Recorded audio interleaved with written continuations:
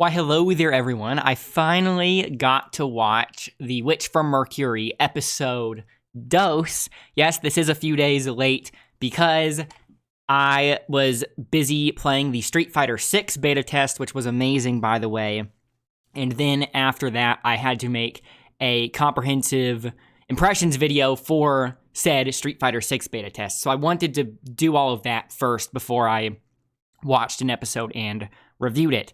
Also, for that same reason is why I have yet to do the Gundam Evolution launch review, because the time in which I would have done the Gundam Evolution review was the same time as the Street Fighter 6 beta test. But the impressions video for SF6 beta test is on the other channel if you would like to watch that. And do note that the Gundam Evolution launch review is still something I want to do. If it ends up taking too long to make, and if it ends up coming out around or even after when the game gets more units added, I'm thinking instead of turning it into a launch review, maybe I'll just rephrase it and call it something like the state of Gundam Evolution, like 1 month later, 2 months later, right? Something like that. Anyway, shout out to a viewer in the last video who brought to my attention that there is actually a novel for The Witch from Mercury, which takes place in between the prologue and episode 1, which actually does reveal a few things. Firstly, it pretty much just straight up confirms the Gundam Ariel's sentience, because it's literally told from the Ariel's perspective. And also, it reveals that Sueta's mother's motive for sending Sueta here is actually politically motivated. And the Ariel is actually aware of this, but obviously the Ariel can't directly communicate with Sueta. So that's a pretty interesting dynamic there, and I think it's kind of funny they would not put such important plot points in the actual show itself, but it's kind of a cool secret to know, right? Because it's obviously not supposed to be hidden, it is canon. They wouldn't have released the novel otherwise. But the fact that it's a novel makes me think that they are completely okay with people not knowing about the novel's existence, considering it's not easily accessible. It's not even made in English, right? I had to read in English, like a fan-translated version of it. So once again, thanks to the viewer that brought that to my attention, and I'm just letting everybody else know in case you don't know either, since it is kind of obscure, right?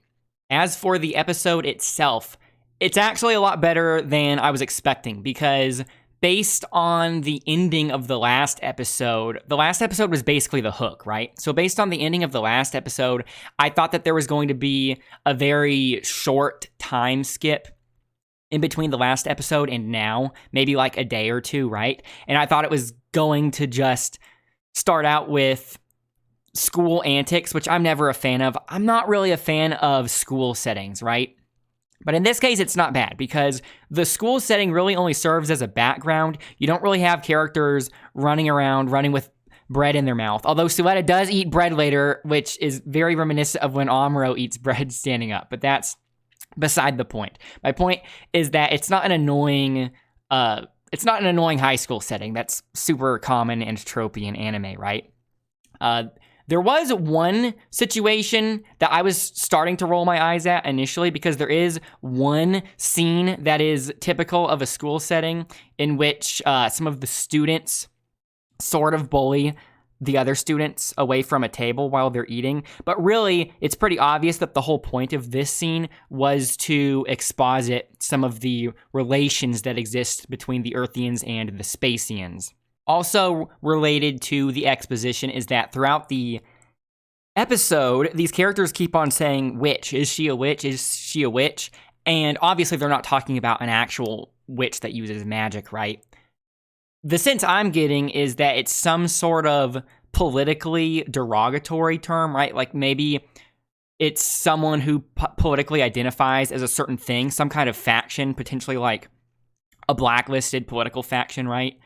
That's the sense I was getting. I also kind of got the sense, though, that I'm supposed to already know what it means. Maybe they mentioned it in the prologue episode, and I already forgot. But like I said, I need to go back and rewatch that prologue episode sometime soon. So if they keep on saying witch without explaining it, it's going to make me think I just forgot. So if they have actually defined what a witch in this context means, let me know in the comments, right?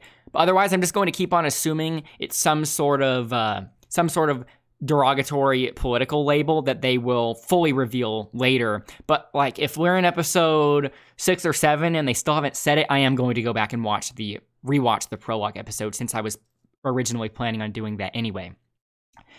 So like I said, instead of Suletta being in the school doing school stuff, she's immediately thrown into captivity, which I'm a fan of, because first of all, it's kind of reminiscent of Zeta Gundam. It reminded me of Zeta Gundam a bit at the beginning, how Camille was just pretty much immediately thrown in captivity and then immediately tries to break out in the same episode, right?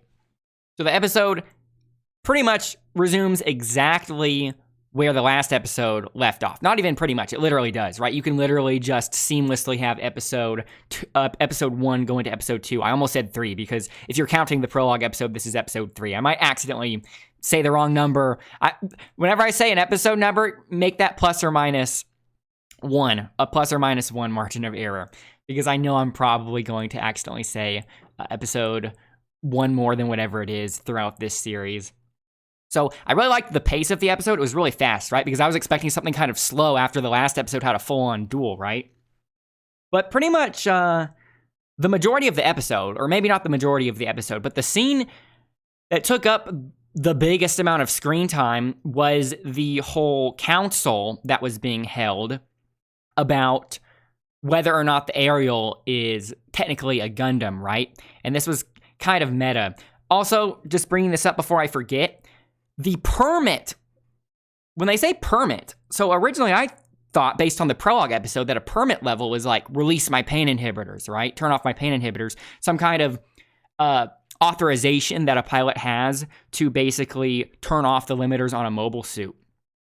But the way they were using the word permit here, I don't know if these were official subtitles I was watching. I'm just going to say that. But the way they spelled permit was P-E-R-M-E-T. So I just thought it was a misspell at first, or maybe it's some kind of UK English spelling. But I think it's actually deliberate, because later, the resident Char clone, who we meet for the first time in this episode, said something about how people on Mercury mine for permit. So I think it's permit, like some kind of material, right? And that might be related to someone's permit level or something, right? Unless in the prologue episode, they literally did say permit with an I, which you can add to the list of reasons for me to go back and rewatch the prologue episode. So that'll be another thing I have to look out for. But we did meet the resident Char clone, who immediately intrigues me. Well, I guess it's kind of cheating just being a Char clone, right? Because Char, in the original Gundam series, in the UC timeline, Char is by far the most intriguing character, right? So, in most Gundam series, the Char clone ends up being my favorite, but this is no exception. Already, the resident Char clone is my favorite. Also, it's the first time we're getting a female Char clone, so that shakes things up a little bit, and I'm curious how that's going to play into the character, right? But other than that, it's obviously a Char clone, right? Because that's just a straight up mask, which they even acknowledge in the council, because they say something about how they question, how can we trust you when you're dressed like that, right? And I'm assuming that they were referring to her mask, right? Obviously. But, and I might sound stupid for saying this, but I think in either case, I would sound stupid, so I'm just going to bring it up.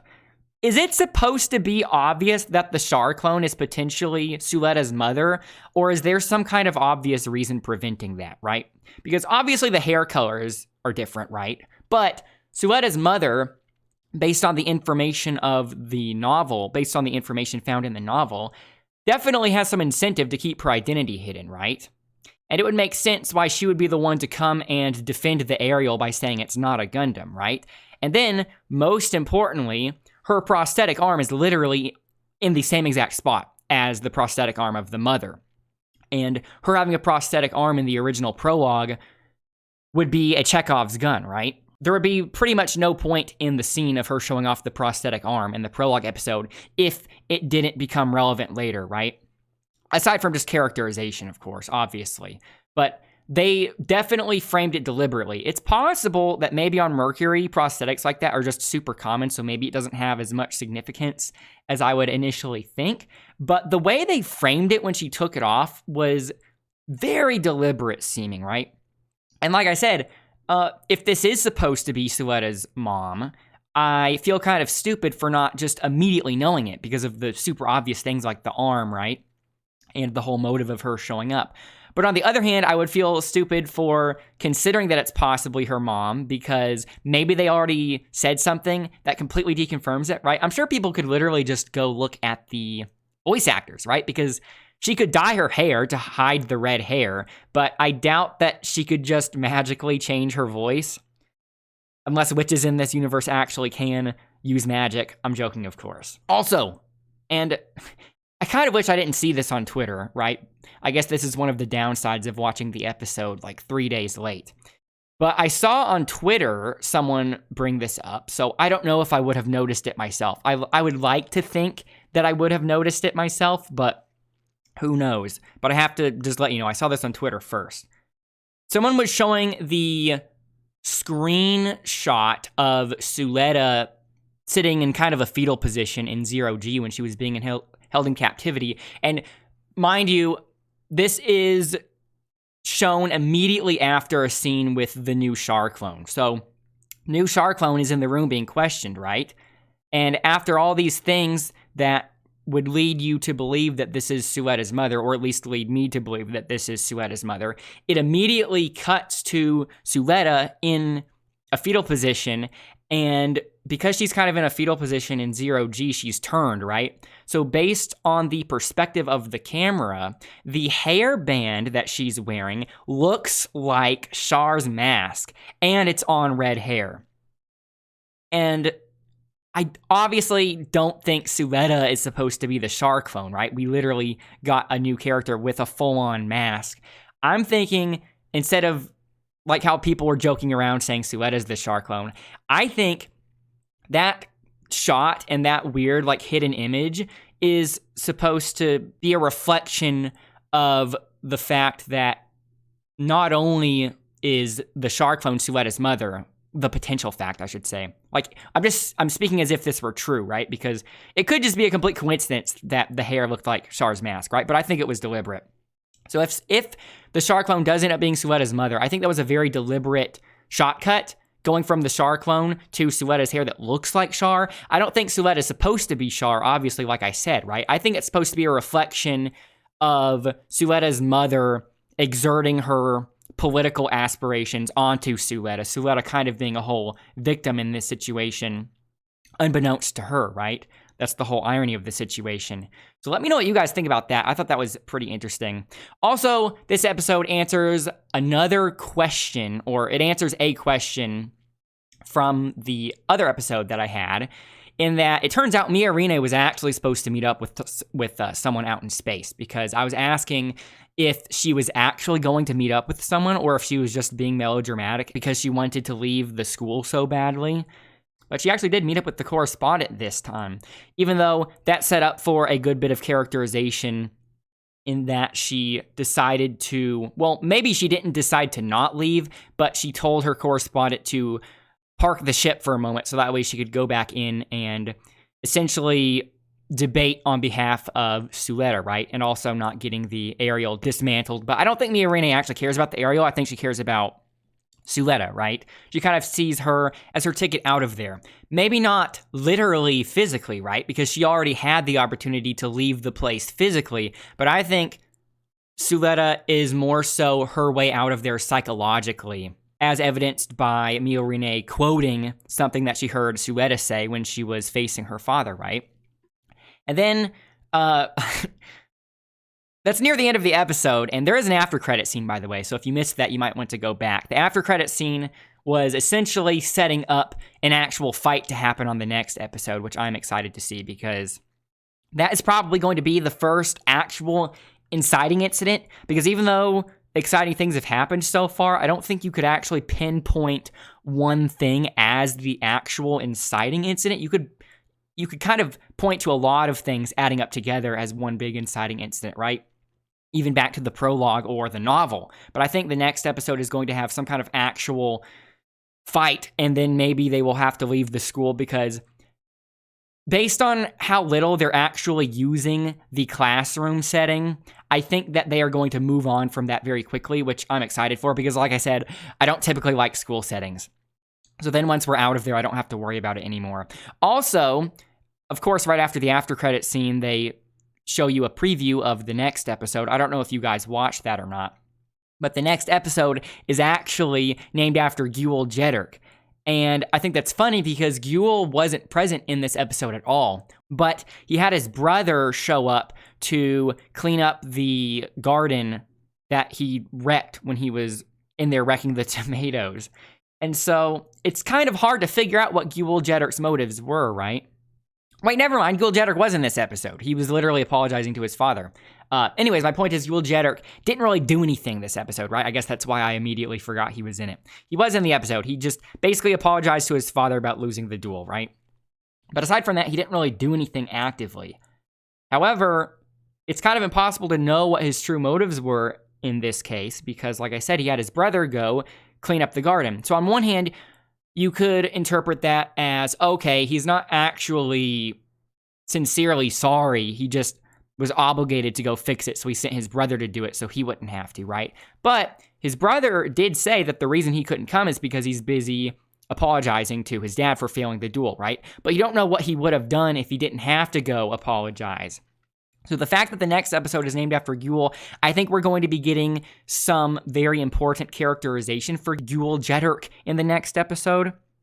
And I think by next episode, if he is a big character in there, I'm thinking that's going to pretty quickly and obviously establish what kind of character, what kind of archetype he's going to be in this series. Because as of right now, I could see it going one of two ways. I could see him turning into kind of a Jared type character, especially since the start of this was kind of reminding me of Zeta Gundam anyway, or he could sort of start a redemption arc. I think both ways could be kind of interesting. I'm hoping, though, that if he does kind of turn into a Jared, I'm hoping there's a bit more of a satisfying conclusion to his arc than in Zeta Gundam, because in Zeta Gundam, Jared just kind of eventually dies, which is kind of funny. It is kind of funny that he's just a character that stays the way he is all the time. But in this case, I hope they don't do the same exact thing, right? I like it in Gundam series, especially when they do things that are similar to other things they've done before, whether it be a character arc or a scene or some kind of situation, and it's extremely reminiscent of other characters or scenes or things or technologies, but then they sort of riff on it, right, and do a unique twist. Because honestly, you know, just like with having a Char clone in every Gundam series is pretty much just a riff on the original, right? It has similar recurring elements and characters that serve similar archetypes, but of course you can have twists on it, right? Like I said. Also, we did get an opening. Again, that's another thing that someone in the comments pointed out in the last video. One of my viewers pointed out that the ending song of the last video, or the ending song of the last episode, is actually the opening song, right? Which is confirmed in this episode, because this episode has an actual opening, and in said opening it plays the song, which was the ending in the previous episode, since the previous episode skipped the opening. And as for my thoughts on the opening, I don't really like the song. I like the synth parts of the song. I like the bass line, but in terms of the actual vocals, it sounds a little bit too J-poppy for me. It's weird, though, because I like the ending song more. Now that we actually got to hear the ending song in this episode, I like the ending song more. Also, speaking of the music, the track that played when the Char clone was being questioned in that council, that actually was strangely really good, even though it was just kind of a background track. I actually thought that was nice. So, it's funny. I don't really care about the opening song, but I think the actual in-episode music, like the actual tracks that play during the scenes, I think that's really good. It's funny, too, because the tracks that play in the episodes, they sound so serious, right? So serious, and that makes it even more surprising that the opening sounds so J-poppy and lighthearted. But I'm thinking, since we got such a lighthearted opening song, I'm thinking maybe once we get to the halfway point and the opening song switches, the next opening song might be way more serious. So I'm probably going to end up liking the opening 2 song more. But this one might grow on me, as openings oftentimes do when I'm not initially sold on them. So let me know what you guys think. Let me know what you guys thought about the episode in the comments. And of course, as always, let me know if I missed anything or misunderstood anything, or if you have something that would be related, right? such as in the last episode, someone letting me know that there's a whole novel that I would have missed. So thanks again, everyone, for watching. I appreciate the support, and bye for now.